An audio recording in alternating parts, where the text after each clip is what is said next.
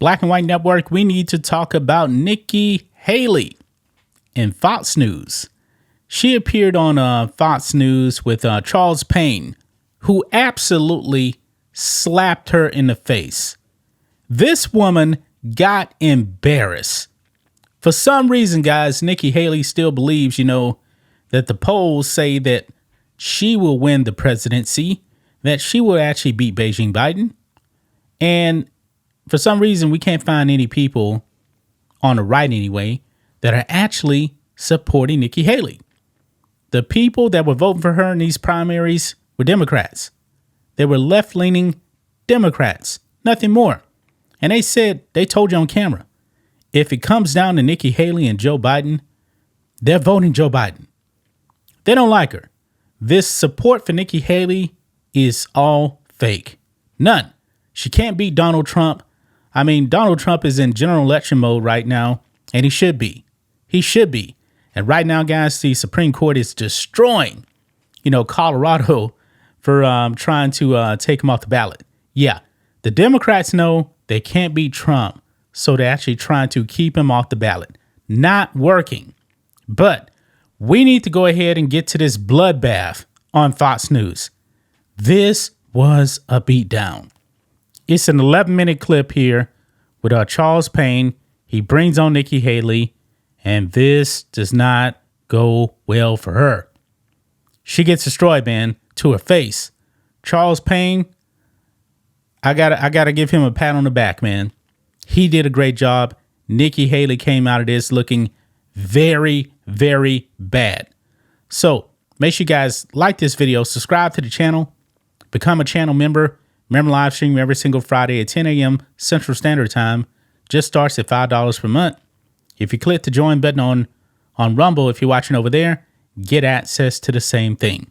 We appreciate the support of the new members.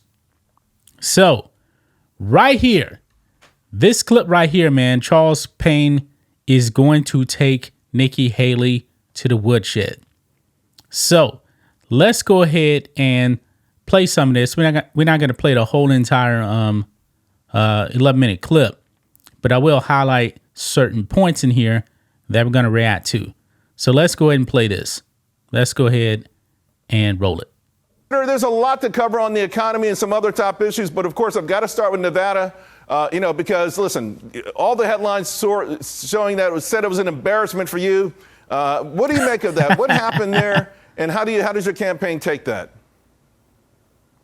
Well, I think you can look at any of the stories prior to this. I mean, we always knew Nevada was a scam. Trump had it rigged from the very beginning. There are multiple press stories on that. The GOP chair had been indicted, and they wanted us to pay $55,000 to just participate in their caucus. So we didn't spend a day or a dollar there. We weren't even worried about it. It's why we haven't talked about it. Our focus is on South Carolina, going into Michigan, going into Super Tuesday. Yeah, she's still going to get embarrassed. She's still going to get embarrassed, man. Shout out to Charles Payne right there, calling it an embarrassment. I believe that's what he actually called it. But let's jump over here to around the 5-minute mark right here, because she's actually talking about Taiwan and China. But let's go ahead and play this clip here, because he's going to highlight something else and also slap her in the face right here. Let's play it. Whatever they had planned to do with respect to Taiwan and the rest of the world, I think that schedule's been sped up. Well, I think you can look financially. They're not doing well. You see their government has become more controlling. They've been preparing for war with us for years. They're desperate, so they may make a move. They may make a move. If they made a move from Taiwan to the second year in your administration, what would you do? Well, first of all, the only way they're going to make a move in Taiwan is if Ukraine loses to Russia. That's always been what China has been watching for. If they see Ukraine fall, I doubt that's the only reason. When you'll see Taiwan move. China's been talking about taking Taiwan from day one. This is not something that just came up over the last 2 years. They have insisted that Taiwan would be part of China for ever since the Chinese fled. Right? So this is not something that's brand new. It's just that the timeline, she wants to get this done in his lifetime. Their economy is suffering. He is desperate. He needs something like this. He needs a war to become more popular at home.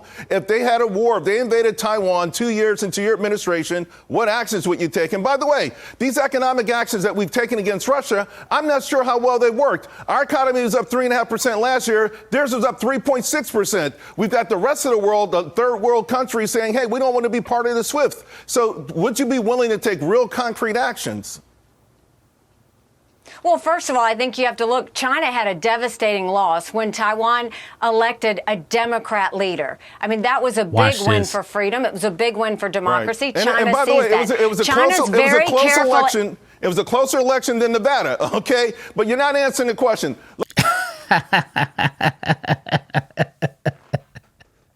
Oh, boy, Charles Payne got her. It was a closer election than in Nevada. She lost to none of these candidates by 33 points. An embarrassment.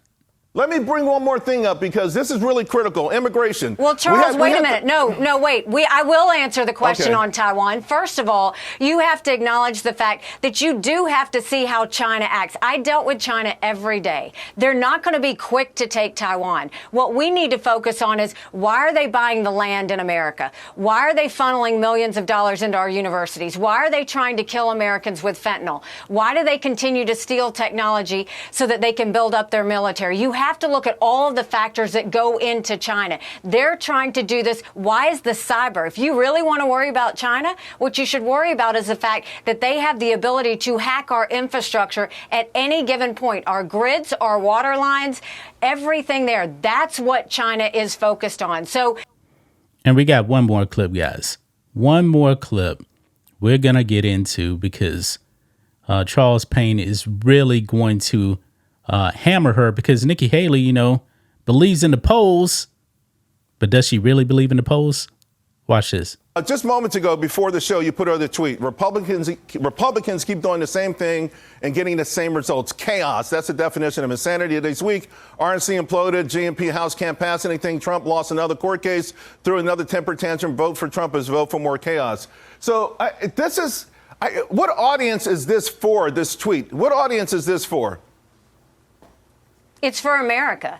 I mean, you look at the fact that here we have a country in disarray and a world on fire. I voted for Trump twice. I was proud to serve America in his administration. This is not personal for me.